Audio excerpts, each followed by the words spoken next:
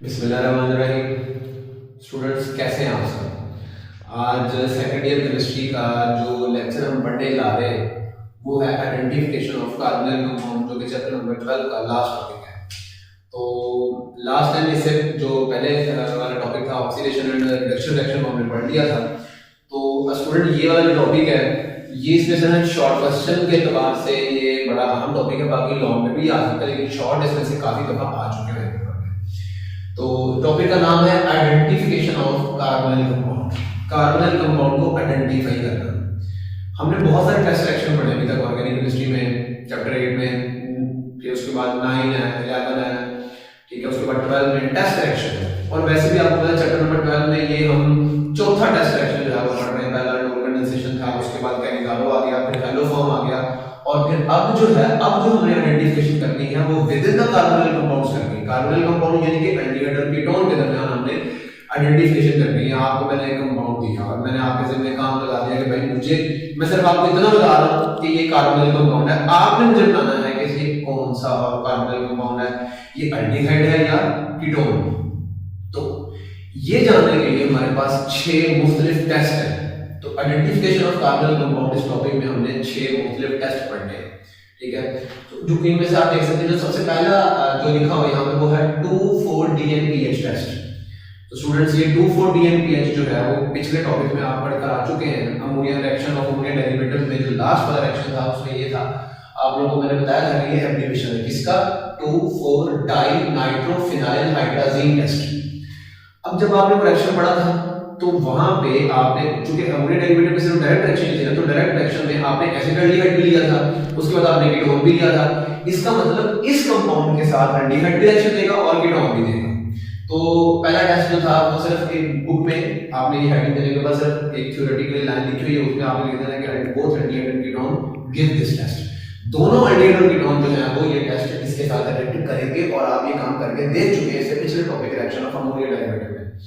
दूसरा है sodium bisulphide test. तो इसमें भी आपने जो है देखा होगा कि एसिड एल्डिहाइड के साथ हमने रिएक्शन करवाया, उसके बाद हमने एसीटोन लिया, यानी सोडियम बाइसल्फाइड के साथ भी NaHSO3 के साथ भी एल्डिहाइड और कीटोन दोनों ही रिएक्ट कर रहे थे, जिनमें से हमने मैकेनिज्म एल्डिहाइड वाले का डिस्कस किया था, ठीक है। तो डायरेक्ट रिएक्शन में आपने देखा होगा कि एसिड एल्डिहाइड भी और एसीटोन यानी एल्डिहाइड और कीटोन दोनों जो है वो सोडियम बाइसल्फाइड के साथ रिएक्ट कर रहे थे। तो ये दोनों तो हो गए इस लिहाज से कि इन दोनों कंपाउंड्स के साथ एल्डिहाइड और कीटोन दोनों ही रिएक्ट करेंगे। इसके ये है पहले 2 टेस्ट। जैसे मैंने बताया कि हम इस टॉपिक में टोटल कितने टेस्ट पढ़ने वाले हैं, 6। तो बकिया जितने भी सारे हैं उनकी मदद से आप आइडेंटिफिकेशन कर सकते हैं, ठीक है।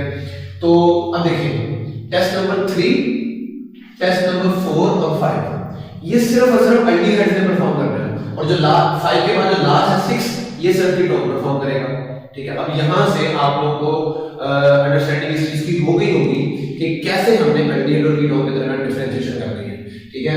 आप टॉलरेंस सबसे पहले पढ़ते हैं टॉलरेंस टेस्ट, ठीक है। शॉर्ट क्वेश्चन के बाद से देखा जाए तो ये वेरी वेरी इंपॉर्टेंट है, बहुत दफा ये पेपर में आ चुका है, ठीक है। टॉलरेंस टेस्ट बहुत इंपॉर्टेंट शॉर्ट क्वेश्चन है, वेरी इंपॉर्टेंट। इसको हम सिल्वर मिरर टेस्ट भी कहते हैं, सिल्वर मिरर। तो इस टेस्ट को पढ़ने से पहले जैसे कि आप देख रहे हैं मिरर का लफ्ज सिल्वर मिरर टेस्ट इसको बोलते हैं, ये टॉलरेंस टेस्ट बोलते हैं। ये स्टूडेंट जिन घरों में शीशा लगा होता है तो जिसमें आप चेहरा देखते हैं अपना, तो वो इसी प्रिंसिपल के तहत जो है वो बनाया जाता है। तो आज हमने बेसिकली यही देखना है इसमें कि शीशा कैसे बनाया जाता है, वो वाला शीशा जो कि जिसमें इंसान अपनी शक्ल देखता है। तो आप उसमें देखेंगे इसमें सबसे पहला पॉइंट आपने क्या लिखना है, only aldehydes perform this reaction, सिर्फ और सिर्फ एल्डिहाइड्स होंगे जो रिएक्शन परफॉर्म करेंगे। ये मैं अच्छा अब टेस्ट रिएक्शन में जैसे बायर टेस्ट था, जैसे लुकास टेस्ट है, उसमें आप क्या करते थे, आप कंपाउंड को उस साइंटिस्ट के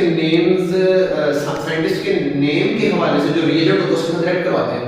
बायर टेस्ट में आपने इथीन का रिएक्शन करवाया था बायर रिएजेंट के साथ, लुकास टेस्ट में आपने अल्कोहल का रिएक्शन करवाया था लुकास रिएजेंट के साथ। तो टॉलरेंस टेस्ट में हम एल्डिहाइड का रिएक्शन करवाएंगे टॉलरेंस रिएजेंट के साथ।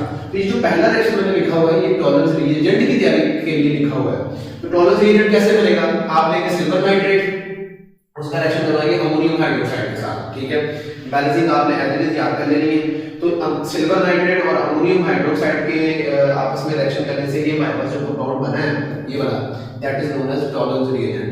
तो पहला रिएक्शन आपने शॉर्ट क्वेश्चन में अगर पेपर में आ जाए तो आपने पहला रिएक्शन टॉलरेंस रिएजेंट की तैयारी के लिए लिखना है, ठीक है।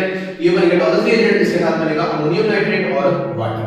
अब ये जो टॉलरेंस रिएजेंट बना है इसको मैंने यहाँ पे लिखा, और जैसा कि थ्योरी में पहले बात कर चुके हैं कि सिर्फ और सिर्फ एल्डिहाइड ही है जो इस टॉलरेंस रिएजेंट के साथ रिएक्ट करेगा।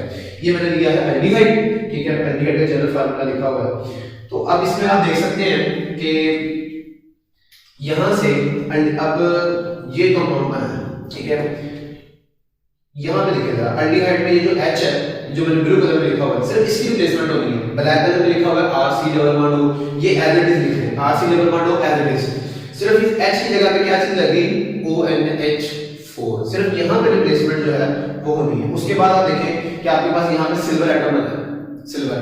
अभी मैं जब जरा इसको एक्सप्लेन करूंगा इस रिएक्शन को तो आपको समझ आएगी कि ये सिल्वर एटम यहां पे क्यों बना है, what is meant by this silver, ठीक है। इस सिल्वर की प्रोटेक्शन की जो एनालिटिकल अहमियत है वो क्या है यहां पे। अच्छा, अब ये सिल्वर यहां पे बना है, बेसिकली यही है सिल्वर मिरर, ठीक है, जिसको हम सिल्वर मिरर, इसी रिएक्शन को सिल्वर मिरर टेस्ट भी कहते हैं क्योंकि इसमें सिल्वर बनता है यानी शीशा बनता है। अच्छा, अब सार इसके बाद अमोनियम और वाटर। अब ये जो है इसको हम कह सकते हैं कि ये हमारे पास सिल्वर मिरर बन गया। इसको सिल्वर मिरर क्यों कह रहे हैं? अगर आप इंटरनेट पे अवेलेबल है इसकी इस रिएक्शन की वीडियो देख लें कि ये जब रिएक्शन होता है बेसिकली एक राउंड बॉटम फ्लास्क लें, उसके अंदर आप ये रिएक्शन करवाएं। तो जब राउंड बॉटम फ्लास्क के अंदर आप ये रिएक्शन करवाएंगे, आप यहां पे रिएक्शन में देख रहे हैं कि सिल्वर में बनना है। तो फ्लास्क में ना आप जब रिएक्शन करवा रहे होते हैं, रिएक्शन होने से पहले फ्लास्क के अंदर जो शीशा लगा होता है वो होता है ट्रांसपेरेंट। आप उस शीशे के आर पार देख सकते हैं, आपको नजर आता है कि फ्लास्क के अंदर क्या हो रहा है। यानी फ्लास्क वाले शीशे में आप अपना चेहरा नहीं देख सकते, लेकिन जब ये रिएक्शन मुकम्मल हो जाता है और रिएक्शन के मुकम्मल होने पर सिल्वर बन जाता है तो उस फ्लास्क का जो राउंड बॉटम फ्लास्क का जो निचला हिस्सा होता है सारा, उसमें आपको अपना चेहरा नजर आने लगता है। इस रिएक्शन की पहचान ही ये है कि अगर आपको रिएक्शन करवाते हुए आप उसी फ्लास्क में जो है वो अपना चेहरा नजर आना शुरू हो जाए, इट मींस कि वो फ्लास्क के जो अंदर फ्लास्क का जो ग्लास है उसके अंदर वाली सतह पे सारी एक लेयर बन जाती है किसकी, सिल्वर की, जिसकी वजह से वो सिल्वर मिरर बन जाता है, आपको अपना चेहरा उसके अंदर नजर आने लग जाता है, जो कि निशानी होती है इस चीज की रिएक्शन हमारा कंप्लीट हो गया, ठीक है। तो ये दो रिएक्शन स्टूडेंट्स अगर शॉर्ट क्वेश्चन में आ जाए तो आपने दोनों रिएक्शन लिखने, पहला टॉलरेंस रिएजेंट की तरीके, दूसरा असल में जो रिएक्शन है। फिर इस ये जो दो पॉइंट्स मैंने लिखे हैं ये एमसीक्यूज के लिए इंपॉर्टेंट है, एमसीक्यू यहां से बन सकता है कि लिखा होगा कि high quality mirrors are manufactured by this principle. इसी प्रिंसिपल के तहत जो अच्छी क्वालिटी के मिरर्स होते हैं, वो वाले मिरर जिनमें हम अपना चेहरा देखते हैं, वो इसी प्रिंसिपल के तहत बनाए जाते हैं, ठीक है। तो इसको रिएक्शन के इस्तेमाल, यूज, एप्लीकेशन के हवाले से भी इस पॉइंट को पूछ सकता है पेपर में एग्जामिनेशन में। अच्छा जी, उसके बाद an important point, ketone do not give this test. जो मैंने आपको शुरू में लेक्चर के शुरू में कहा था कि अगर आपको कंपाउंड हो, आप मुझे बताएंगे कि ये कार्बोनाइल कंपाउंड में से कौन सा कंपाउंड है, एल्डिहाइड या कीटोन, आप उसका टॉलरेंस रिएजेंट के साथ रिएक्शन करवा दें। अगर तो आप राउंड बॉटम फ्लास्क में टॉलरेंस रिएजेंट के साथ उसका रिएक्शन करवा देते हैं और आपको सिल्वर मिरर नजर आ जाता है, यानी कि वहां पे इट मींस अगर सिल्वर मिरर बन जाता है यानी आपको अपना चेहरा नजर आना शुरू हो जाता है, इट मींस आपको दिया गया कंपाउंड था कौन सा था, वो था एल्डिहाइड, वो कीटोन नहीं था। इस तरीके से आप डिफरेंशिएशन कर सकते हैं। अच्छा, इसके बाद स्टूडेंट जो नेक्स्ट टेस्ट है फेलिंग सॉल्यूशन टेस्ट। बेसिकली दो तरह के सॉल्यूशन होते हैं, आप लोगों ने ये मैट्रिक के जो प्रैक्टिकल्स है उसमें भी ये है, और आपने लैब में जब गए होंगे तो वहां पे आपने मेनली देखे भी होंगे, ये दो होते हैं, फेलिंग सॉल्यूशन ए, फेलिंग सॉल्यूशन बी, ठीक है। फिरोजी कलर का सॉल्यूशन होता है शायद अगर आपने देखा हो लैब में तो। अच्छा, अब इसमें क्या लिखा हुआ, पहला पॉइंट आपने लिखना है एलिफैटिक एल्डिहाइड फॉर्म, यानी ये वाला जो फेलिंग सॉल्यूशन टेस्ट है एल्डिहाइड फॉर्म करते हैं, लेकिन सिर्फ एलिफैटिक एल्डिहाइड्स। स्टूडेंट्स एलिफैटिक का मतलब क्या होता है, फिर कौन से एल्डिहाइड्स, मतलब कुछ ऐसे एल्डिहाइड भी हैं जो रिएक्शन नहीं देंगे, सिर्फ एलिफैटिक देंगे। तो एलिफैटिक का मतलब होता है स्टूडेंट, आपको ये चीज बताई गई है पहले भी कि एलिफैटिक का मतलब होता है ओपन चेन।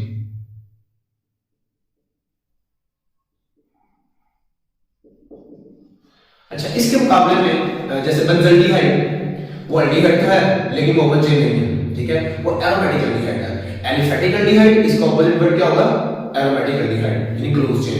तो सिर्फ जो ओपन चेन एल्डिहाइड्स हैं वो ये रिएक्शन परफॉर्म करेंगे। और कीटोन जैसे कि मैंने पहले कहा जो टेस्ट नंबर 3 4 5 है ये सिर्फ एल्डिहाइड ने परफॉर्म करना, कीटोन ने परफॉर्म नहीं करना। तो दूसरा पॉइंट लिखते हैं ketone do not give this test. अब एलिफेटिक एल्डिहाइड जो है वो क्या है कि वो एलिफेटिक एल्डिहाइड्स बनाते हैं एक ब्रिक रेड कहते हैं, जो जैसे ईंट की तरह का नहीं रेड कलर होता उसको कहते हैं ब्रिक रेड। तो हमारे पास बेसिकली इस रिएक्शन में क्यूप्रस ऑक्साइड आपके देखने बन रहा है। तो ये क्यूप्रस ऑक्साइड जो है बेसिकली ब्रिक रेड कलर का सॉलिड होता है, तो प्रेसिपिटेट हो जाएगा ये क्यूप्रस ऑक्साइड जो हमारे पास यहाँ पे बनेगा ब्रिक रेड कलर की शेप में सॉलिडिफाई होकर ये हमारे पास प्रेसिपिटेट की शक्ल में हासिल होगा। तो एलिफेटिक एल्डिहाइड जो है वो ब्रिक रेड पीपीटी बनाते हैं, प्रेसिपिटेट बनाते हैं, किसके साथ मिलकर फैलिक सॉल्यूशन के साथ मिलकर। तो ये आ गया हमारा एल्डिहाइड। अब ये जो है कॉपर हाइड्रोक्साइड और सोडियम हाइड्रोक्साइड ये दोनों मिलकर कहलाते हैं फैलिक सॉल्यूशन, ठीक है। तो जब हमने एल्डिहाइड का फैलिक सॉल्यूशन के साथ रिएक्शन करवाया तो आप देखिए हमारे पास sodium salt of carboxylic acid बना और उसके साथ हमारे पास ब्रिक रेड कलर की पीपीटी बनी क्यूप्रस ऑक्साइड की, साथ हमारे पास 3 वाटर मॉलिक्यूल्स बने। इसके बाद स्टूडेंट जो अगला टेस्ट है 5 वो बड़ा आसान है, सिर्फ नेम चेंज है, ओनली नेम चेंज है यहाँ पे, ठीक है। बाकी आप देखें तो इसकी जो है थ्योरी भी सेम है, यानी इस बेनेडिक्ट सॉल्यूशन में वही थ्योरी लिखनी जो आपने यहाँ पे लिखी, जो रिएक्शन आपने यहाँ पे लिखा गौर करिए बिल्कुल वही रिएक्शन सारा। डिफरेंस क्या है दोनों में, फिर दोनों को अलग-अलग पढ़ने की जरूरत क्या है, ये बड़ा इंपॉर्टेंट पॉइंट है, एमसीक्यूज के लिए आ सकता है। वो क्या है कि सिर्फ ये जो फैलिक सॉल्यूशन होता है ना, फैलिक सॉल्यूशन इसमें एक कॉम्प्लेक्स आयन होता है, बिल्कुल इसी तरह बेनेडिक्ट सॉल्यूशन में भी कॉम्प्लेक्स आयन होता है। इसमें जो कॉम्प्लेक्स आयन है वो है टार्ट्रेट आयन, ठीक है। ये आपने याद रखना है कि फैलिक सॉल्यूशन में जो कॉम्प्लेक्स आयन है वो है टार्ट्रेट आयन और बेनेडिक्ट सॉल्यूशन में जो कॉम्प्लेक्स आयन है उसका नाम है सिट्रेट आयन, यही डिफरेंस है। इसके अलावा जब आपने फैलिक सॉल्यूशन याद कर लिया तो समझ लेंगे आपने बेनेडिक्ट सॉल्यूशन वाला भी याद कर लिया, क्यों, वही थ्योरी इसमें वही रिएक्शन इसमें, बैलेंसिंग ईच एंड एवरीथिंग जो है वो सेम, ठीक है। तो देख सकते हैं आप ये सारा रिएक्शन वही है जो मैंने यहाँ पे लिखा है। इसके बाद जो लास्ट जो है सोडियम नाइट्रोजन क्लोराइड टेस्ट, एक दो दफा मैंने इसको भी बोर्ड में शॉर्ट क्वेश्चन के तौर पर आते हुए देखा है, लेकिन 3 4 5 जो है ये मोस्ट इंपॉर्टेंट, तीनों मोस्ट इंपॉर्टेंट शॉर्ट क्वेश्चन है। 6 भी आपने शॉर्ट क्वेश्चन के तौर पर तैयार करना है। तो इसमें सिर्फ रिएक्शन तो नहीं है, इसमें सिर्फ अच्छा अब आप कह रहे होंगे कि सर देखें कि ये दोनों जो थे 1 और 2 इनके साथ तो अल्डिहाइड और कीटोन दोनों रिएक्ट कर गए।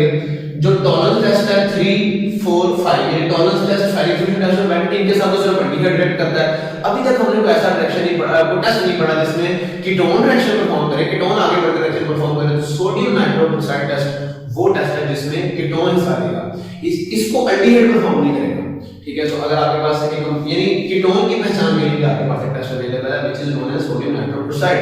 ये कंपाउंड होता है सोडियम नाइट्रोक्लोराइड, इसके साथ कीटोन जब इसके साथ मिलता है तो क्या बनाता है, वाइन रेड कलर की प्रेसिपिटेट बनाता है। इसको वाइन रेड बोल दें या ऑरेंज रेड बोल दें, दोनों लफ्ज बुक में यूज हुए हैं और रिएक्शन नहीं है, बुक में नहीं है तो हमें भी करने की जरूरत नहीं है, सिर्फ थ्योरेटिकली एक्सप्लेन किया गया है। हम भी थ्योरेटिकली उसको लिख देंगे कि कीटोन्स प्रोड्यूसेस वाइन रेड और orange red colour PPT with while reacting with sodium nitrochloride। तो सोडियम नाइट्रोक्लोराइड के साथ रिएक्ट करके इस तरह का कलर अगर आपको नजर आना शुरू हो जाए, जिस भी आप अपरेंटिस जो भी आप अपरेंटिस यूज कर रहे हो और आप रिएक्शन के दौरान रिएक्शन के इख्तिताम पर ये कलर आपको नमूदार हो जाए तो समझ जाए वो जो कंपाउंड था, वो जो कार्बोनिल कंपाउंड था जो आपने शुरू में बतौर रेक्टेंट लिया था वो कौन सा था, वो था कीटोन। हां ये इंपॉर्टेंट पॉइंट आ गया भाई, aldehydes do not give this test. तो स्टूडेंट ये 6 टेस्ट है, ये 6 के 6 लॉन्ग में भी आ सकते हैं और जैसा कि मैंने बताया कि 3 4 5 वाले शॉर्ट में तो कई दफा आ चुके हैं। होप सो ये लास्ट टॉपिक था। इसके बाद यूजेस हैं फॉर्मेल्डिहाइड और एसिटाल्डिहाइड के। जस्ट एक थ्योरेटिकल पॉइंट ऑफ व्यू से देखा जाए तो आप लोग उसको सिर्फ यूजेस को स्टडी कर सकते हैं और uses of formaldehyde and acetaldehyde दोनों मिलाकर भी एक लॉन्ग क्वेश्चन पेपर में आ सकता है। फॉर्मेल्डिहाइड और एसिटाल्डिहाइड के यूजेस को बिल्कुल इजी नहीं लेना, प्योर थ्योरी है, सिर्फ उसकी ट्रांसलेशन अगर हो जाए तो वो एक्सप्लेन हो जाएंगे। उसको आपने जो है वो आपकी असाइनमेंट है उसको आपने खुद तैयार करना है। उसमें सिर्फ कोई रिएक्शन नहीं है, कोई डायग्राम नहीं है, कोई उसमें मैकेनिज्म नहीं है, सिर्फ क्या है थ्योरी है, उसके इस्तेमालात हैं वो आपने पढ़ लेने हैं। तो ये आपका चैप्टर नंबर 12 जो है वो इख्तिताम को पहुंचा। तो इस लेक्चर में अगर कोई प्रॉब्लम हो आप लोग जो है वो कमेंट करके पूछ सकते हैं। इंशाल्लाह अगले लेक्चर तक के लिए मुझे इजाजत दीजिए। अल्लाह हाफिज।